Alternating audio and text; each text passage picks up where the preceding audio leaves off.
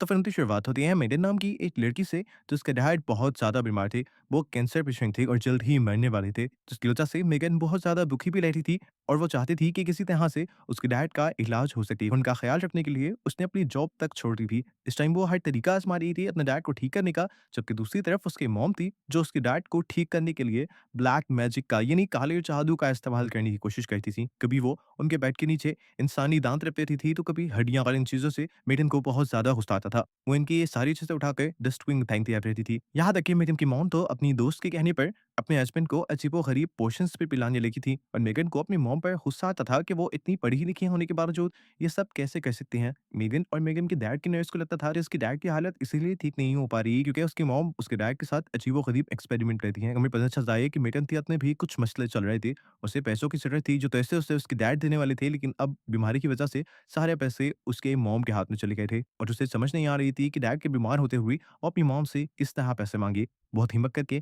Megan अपनी mom से पैसे माँग भी लेती है, लेकिन मेगन की मॉम साफ इनकार कर देती है ये कहते हुए कि मेरे पास कोई पैसे नहीं है, जो पैसे हैं भी वो तुम्हारी डैड की मेडिसिन्स पे चले जाते हैं। उसकी मॉम भी काफ़ी उदास रहने लगी थी, इसीलिए मेगन आज अपने मॉम से कहती है, मैं डैड के पास हूँ उनका ख्याल रखने के लिए, आप थोड़ी देर बाहर घूम कर आएँ। जैसे ही मेगन की मॉम घर से बाहर जाती है तो पीछे से मेगन के डैड की हालत बिगड़ने लग जाती है और वो अपनी वाइफ को आवाज़ देने लगते हैं और उसे कहते हैं कि मुझे बहुत ज़्यादा दर्द हो रहा है। ये देखकर मेगन घबरा जाती है और उन्हें उनकी मेडिसिन दे देती है। जब वो ऐसा कर रही थी तो उसे अपने घर के ऊपर वाले फ्लोर से रक तक की आवाज़ आने लगी, ऐसे जैसे ऊपर कोई चढ़ रहा हो। वो इसे अपना वहम समझती है और वॉशरूम में हाथ-मुँह धोने के लिए जाती है, जहाँ उदासी में उसे अपने डैड के वीएम भी आते हैं, उस टाइम की जब वो छोटी हुआ करती थी और उसके डैड उसे अपने साथ खिलाया करते थे। मेरियम जब वॉशरूम से बाहर निकलती है रोते हुए, तो वो देखती है कि उसकी मॉम उसके डैड को दवाई दे रही थी, पर ये देखकर वो घबरा गई क्योंकि अभी को वो अपने डैड को दवाई देकर अंदर गई थी। वो अपनी मॉम पर गुस्सा होने लग गई है कि आप कम से कम मुझसे पूछ तो रही थी मेडिसिन देने से पहले, अब उनको ओवरडोज़ दे दी गई है। मेगन अब अपनी मॉम से कहती है, और कोई रास्ता नहीं है, हम ऐसा करते हैं कि दोनों ही आज डैड के साथ स्टे करते हैं। ये तीनों एक ही बेड पर सो जाते हैं और सुबह जब मेगन की आँख खुलती है, तो वो देखती है कि उसके डैड अब इस दुनिया में नहीं रहे थे। घबरा कर वो अपनी मॉम को उठाती है और खुद बहुत ज़्यादा रोने लग जाती है। ये लोग मिलकर उसके मुँह और आँखें बंद रहती हैं और मेगन अब इस हादसे से टूट-सी जाती है। लेकिन वो नोटिस करती है कि उसकी मॉम को तो जैसे ज़रा बराबर फ़र्क नहीं पड़ा था। उसे सोच आती है कि क्या मॉम को डैड से प्यार ही नहीं था? या मेगन को अब टेंशन हो रही थी कि उसे अब अपने डैड का फ़िनरल करना होगा, और जब वो इस बारे में बात करने के लिए अपनी मॉम के पास जाती है, तो वो नोटिस करती है कि उसकी मॉम उसे आता देखते ही यहाँ से ऊपर चली गई थी। वो चुपके से अपनी मॉम की बातें सुनती है, तो उसकी मॉम किसी को बुलाने वाली थी। वो उसे बताती हैं कि मेरा हस्बैंड मर गया है और आप जल्दी आएँ। अब लेकिन जल्दी से आकर अपनी मॉम से पूछती है, आप किससे बात कर रही थी? एम्बुलेंस से? आपने उनके फनरल की कोई तैयारी की? लेकिन यहाँ उसकी मॉम उसकी बातों का जवाब देने की बजाय बड़े ही आराम से कॉफ़ी बनाने लगती हैं और मेगन को गाने प्ले करने को कहती हैं, जिस पर मेगन का दिमाग घूम जाता है और वो कहती है, मॉम आपको समझ भी आ रही है कि हमारे साथ हो क्या गया है? मेरे डैड आपके हस्बैंड इस दुनिया से चले गए हैं और अब हमें उनका फ्यूनरल करना है। इस मर्तबा उसकी मॉम भी चिल्लाकर कहती हैं, चुप करो, ऐसा कुछ नहीं होगा। हमें बस तुम्हारे डैड की बॉडी को ठंडा रखना है, जिसके बाद वो आ जाएगा और तुम्हारे डैड दोबारा ज़िंदा हो जाएँगे। ये सुनकर बेगम का तो दिमाग ही घूम गया। उसकी मॉम अब क्या कहना चाह रही थी? उसे अपनी मॉम पागल लग रही थी, लेकिन तब उसकी मॉम उसे कहती हैं कि मैं एक ऐसे आदमी को जानती हूँ, जो मुर्दा आदमियों को दोबारा ज़िंदा कर देता है। मेगन उन्हें समझाने की कोशिश करती है कि ऐसा इम्पॉसिबल है। तब मेगन की मॉम उससे कहती हैं, अगर तुम इस सब में मेरा साथ नहीं दे सकती, तो खुदा के वास्ते तुम यहाँ से चली जाओ। अब मेगन भी बाहर जाकर रोने लग जाती है और तभी उसे अपने डैड का ज़हन आता है। उसके डैड उसके साथ बैठे हुए थे, उसे ऐसा लग रहा था। उसके डैड इस मर्तबा उससे कहते हैं कि तुम्हारी मॉम जो कर रही है, ठीक कर रही है, तुम्हें उनका साथ देना चाहिए। अगर तुम उनको कोशिश नहीं करने दोगी, तो तुम उनके लिए बुरी बन जाओगी। मेगन को इस टाइम ये बातें समझ आने लगी और उसने अंदर जाकर अपनी मॉम से कहा कि बताएँ क्या करना है। वो इस सब के लिए इसलिए मानी थी क्योंकि उसके डैड ने उसे समझाया था, देखो जब मैं ज़िंदा नहीं होऊँगा तो तुम्हारी मॉम भी समझ जाएँगी कि ये सारी चीज़ें फालतू की हैं और वो कभी दोबारा इनके ऊपर बिलीव नहीं करेंगी। यहाँ पर मेगन की मॉम भी काफ़ी सैटिस्फाइड नज़र आ रही थी कि अब मेगन उनका साथ दे रही थी। वो मेगन से कहती हैं कि हमें सबसे पहले मिलकर हॉल को खाली करना होगा, यहाँ पर एक सामान भी नहीं छोड़ना।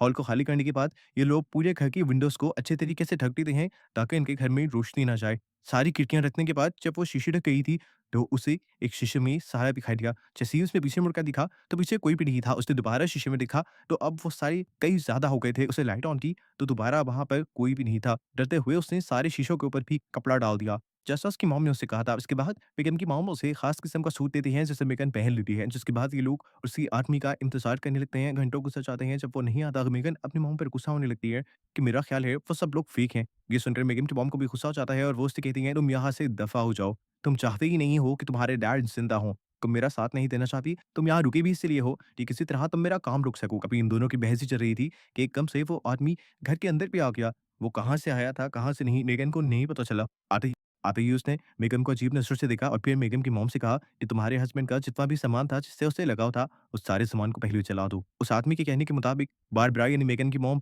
उन सारी चीज़ों को जलाने लग जाती हैं। हालाँकि मेगन को ये अच्छा नहीं लग रहा था। इन्हीं सारी चीज़ों में मेगन और उसके डैड की एक पिक्चर भी थी। वो अपनी मॉम की मिन्नतें भी करती है कि प्लीज़ इस पिक्चर को ना जलाएँ, लेकिन उसकी मॉम जला देती हैं और कहती हैं कि ये सिर्फ़ चीज़ें हैं। अगर तुम्हारे डैड ज़िंदा हो गए तो उनके सामने इन चीज़ों की क्या वैल्यू? सारी चीज़ें जलाने के बाद बारबरा और मेगन घर के अंदर चले जाते हैं और वो आदमी बारबरा से बैग माँगता है। उस बैग में क्या था मेगन को नहीं पता था। जल्दी से लाकर बारबरा वो बैग उस आदमी को दे देती है और मेगन देखती है कि उसमें बहुत सारे पैसे थे जिसे इस आदमी ने जला दिया और मेगन को गुस्सा आ गया कि इन पैसों की उसे ज़रूरत थी। लेकिन यहाँ पर उसकी मॉम ने इन पैसों को अपनी इस ढोंग के लिए जला दिया। उसने बहुत मना भी करने की कोशिश की, लेकिन यहाँ पर कौन उनकी सुनने वाला था? ये उसके डैड की पूरी ज़िंदगी की जमा पूँजी थी, जो उन्होंने एक ही मिनट में जलाकर उसकी राख से यहाँ पर एक सर्कल बना दिया। इस राख के सर्कल के नीचे उसने बहुत कुछ लिखा हुआ भी था और इस कमरे में इस आदमी ने बहुत सी कैंडल्स भी जला दी थी। अब मेगन को बहुत ज़्यादा गुस्सा आ रहा था। वो अपनी मॉम का साथ देना नहीं चाहती थी, इसलिए रूम के बाहर आ गई और तब एक और मर्तबा उसे अपने डैड की वियन आई। उसके डैड ने उसे कहा कि तुम अपनी मॉम का साथ दो, उन्हें ऐसा ही अकेला मत छोड़ो, उनके लिए भी ये मुश्किल वक़्त है।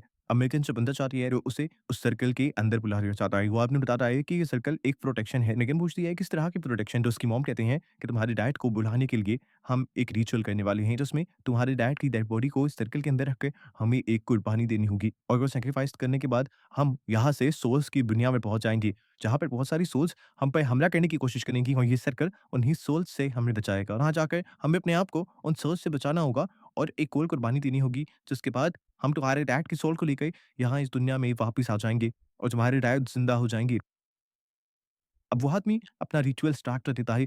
कुछ पढ़ते हुए वो मेगन की मॉम यानी बारबरा का हाथ पकड़ता है और बेदर्दी से उनकी एक उँगली कुर्बानी के तौर पे काट देता है। तो उसके बाद वो मेगन की तरफ बढ़ता है। मेगन डर रही थी, लेकिन ज़बरदस्ती इस आदमी ने उसका भी हाथ पकड़कर उसकी एक उँगली काट दी। दर्द से मेगन पागल हो गई, यहाँ तक कि बेहोश भी हो गई। जब उसे होश आया तो वो आदमी उसके आँसू चाकू से उठा रहा था। मेगन की मॉम उससे कहती हैं, "चलो, तुम्हारे डैड को वापस लाने का वक़्त हो गया है। मेरा साथ दो, मेरा हाथ पकड़ो।" इनके हाथ पकड़ते ही ये लोग भी कुछ मंत्र बोलती हैं, उस आदमी का ही बताया हुआ और फाइनली ये लोग सोल्स की दुनिया में पहुँच जाते हैं। इनकी जब आँख खुली तो ये पूरा हॉल बदल-सा गया था। वो आदमी जो इनके साथ रिचुअल कर रहा था, उसका मुँह ऐसे रहता था कि जैसे किसी ने चीर-तर फाड़ा हो। यहाँ पर कोई अजीब-सी कौवे आकर फिर उस आदमी को यहाँ से खींच कर ले भी जाते हैं। लेकिन उस आदमी को बचाना भी चाहती थी, लेकिन उसकी मॉम ने कहा कि इस सर्कल से बाहर नहीं निकलना, वरना यहीं पे रह जाएँगी। मेगन को अपनी डैड की बॉडी का भी ख़्याल करना था और जब इन्होंने देखा कि बॉडी तो सर्कल में है ही नहीं, तो ये घबरा गए। इधर-उधर देखा तो पता चला कि सोल्स ने उस बॉडी को बाहर निकाल लिया था और एक सोल ने उस बॉडी के ऊपर कब्ज़ा भी कर लिया था।